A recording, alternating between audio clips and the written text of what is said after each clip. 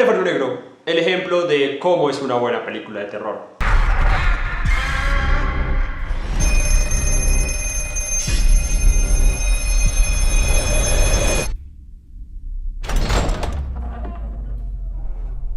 Tell me your name. Taylor.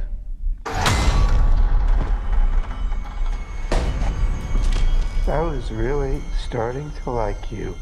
Finney. I almost let you go.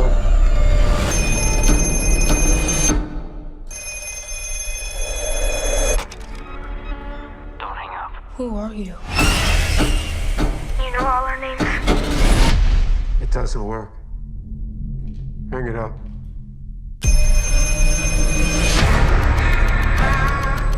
Si les dijera que acaba de salir una nueva película de terror, la cual trata de cómo un asesino serial va buscando por un barrio estadounidense a niños que estén descuidados para podérselos robar y luego matarlos, pensarían que es la típica película de terror con un exceso de violencia y un exceso de gore, y al final se convierte en una tiradera estúpida de sangre falsa. Pues bueno, esta es la idea general de Teléfono Negro. Una película que, si bien pareciera tener una premisa bastante básica con una historia bastante predecible, a la larga resulta ser bastante enganchante, todo gracias a una excelente actuación, con una propuesta de personajes bastante diferente a la que solemos conocer en las películas de terror, en las que hay un asesino serial maniático persiguiendo a alguien con un hacha hasta luego matarlo, y un personaje que es la víctima, que es una persona común y corriente de la cual no sabemos absolutamente nada, que está en su vida completamente monótona, y de repente llega este asesino a perseguirlo. La persona grita, corre, y al final o la matan o vive para que luego la maten en una secuela o en otra película mucho más adelante. Esto es lo que suele pasar en diferentes películas de terror.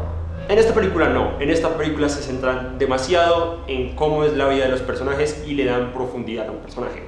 Y sí, yo sé que por lo menos el asesino serial con el hacha no puede tener profundidad, o por lo menos no puede tener mucha emoción debido a que es un psicópata, pero Teléfono Negro nos muestra que probablemente sí pueda. Y es que, además de la actuación, esta película cuenta con un buen juego de cámaras y un montaje excelente, lo cual hace que haya una mayor intriga y que, sumado a la música, que también está bastante acorde, más no creo que sea lo prioritario en esta película, hace que genere un ambiente de suspenso, lo que en mi opinión genera un verdadero terror. El no saber qué va a pasar con los personajes y el no saber qué resultado va a haber con el asesino. No que aparezca algo de repente y nos sorprenda. Eso ya se ve en todas las películas. Esta historia comienza presentándonos a Finney, un chico de 13 años que vive en un pequeño barrio de Estados Unidos, el cual sufre constantemente abusos y violencias por parte de sus compañeros del colegio y que vive con un papá con problemas de alcohol y con su hermano menor. Un día este chico es secuestrado por un hombre que se hace pasar por un mago, haciéndose pasar por alguien que necesita ayuda. Este va y lo ayuda y al final lo termina subiendo en un carro y pues siendo secuestrado.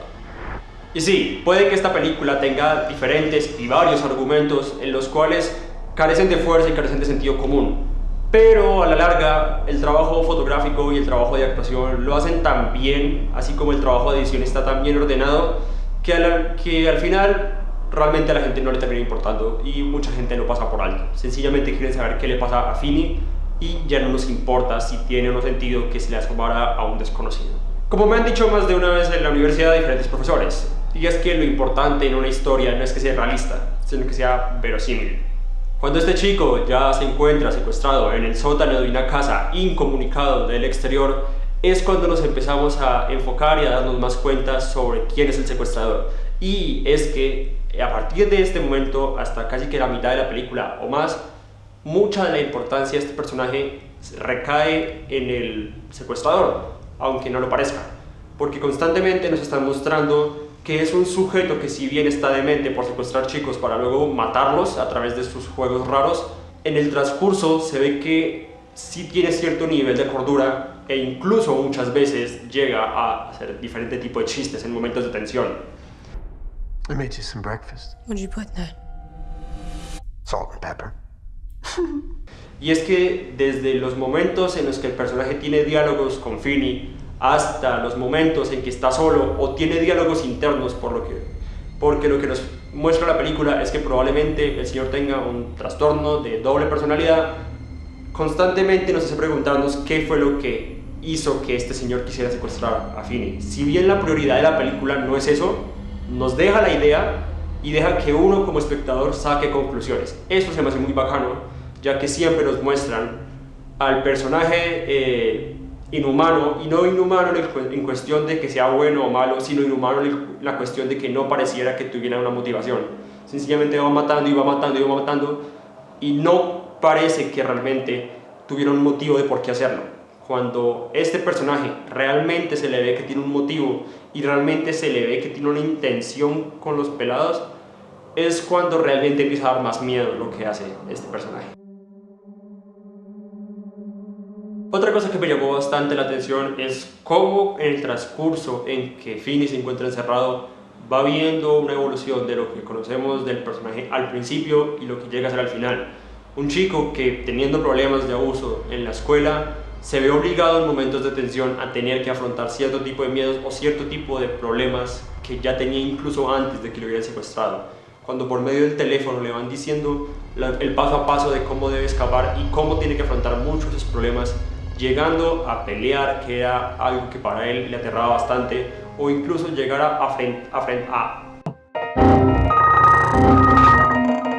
afrontar sus propios miedos, que puede que digan, ok, pero pues es una tontería, realmente no tiene mucha profundidad. Sí, pero enfoquémonos en que el personaje tiene 13 años, y a los 13 años la forma de percibir las cosas suele ser bastante distinta, más teniendo un padre con problemas de alcohol, en una casa, ausente de una madre y siendo el hermano mayor.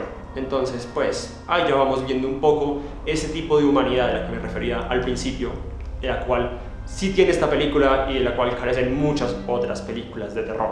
En definitiva, el trabajo es excelente a nivel de actuación en los dos protagonistas, pero también en los personajes secundarios. Por ejemplo, en la hermana de Finney, ella dice tener poderes para poder soñar y saber dónde están las personas que a ella le importan. Aquí es donde entra un poco más lo sobrenatural de otro tipo de películas, pero lo manejan de una forma muy chévere, porque le dan importancia sin que llegue a opacar la película y aún así tiene una conexión emocional. No solamente es, tengo poderes, puedo ver dónde está la gente y ya, no. Es, tengo este poder y mi mamá también tenía esta habilidad. Por este tipo de cosas, la relación entre el papá y ella suele ser un poco conflictiva, ya que él está preocupado de que su hija llegue a enloquecer tal y como enloqueció su esposa en un punto a causa de estos supuestos poderes. Que spoiler, al final sí son ciertos y son los que ayudan a poder encontrar a Finney. Pero aún así, no se detengan por el pequeño spoiler que les acabo de hacer. Véanse la película, es excelente. No estoy seguro de dónde se puede encontrar en este momento, no sé si está en alguna plataforma o tengan que buscarla por ahí. Pero nada, de verdad es una película excelente en cuestión visual, se me hace muy buena. La actuación siento que le da mucha importancia y siento que es lo que hace que una historia o una premisa tan básica coja tanta fuerza. Y es que pues no es más, sino que es que esta película está dirigida por Scott Derrickson. Es el director de películas como El exorcismo de Emily Rose, Siniestro y Doctor Strange. Doctor Strange, la buena. La verdad se nota mucho el trabajo y la estética que tiene este director al hacer que las personas quieran conectar con sus personajes. No solamente en lo visual o en la propuesta de planos, que siento que también está muy bien trabajada y es un trabajo conjunto entre el director y el director de fotografía, también suele variar bastante dependiendo de la producción, pero siento que se le dio un enfoque bastante bacano, a pesar de que este no haya sido también el guionista. Siento que se le dio un trabajo realmente bueno a esta película en cómo quisieron enfocarla y cómo quisieron que la gente conectara con los personajes. Esto hace que realmente a la gente le dé miedo, porque siente que está viviendo la situación con el personaje o siente como si conociera más el personaje. Eso hace que cuando el personaje algo malo le pasa o le pasa algo bueno, juegue con las emociones del público. Y bueno amigos, ese fue el video de hoy, espero les haya gustado muchísimo. Si les gustó este video, ya saben, no olviden dejarse un like, un comentario. ¿Les gustó esta película? ¿No les gustó esta película? ¿Qué otra cosa hubieran agregado al respecto de ella? Y nada, ya saben, nos vemos la próxima semana con otro video. Y eso es todo, bye.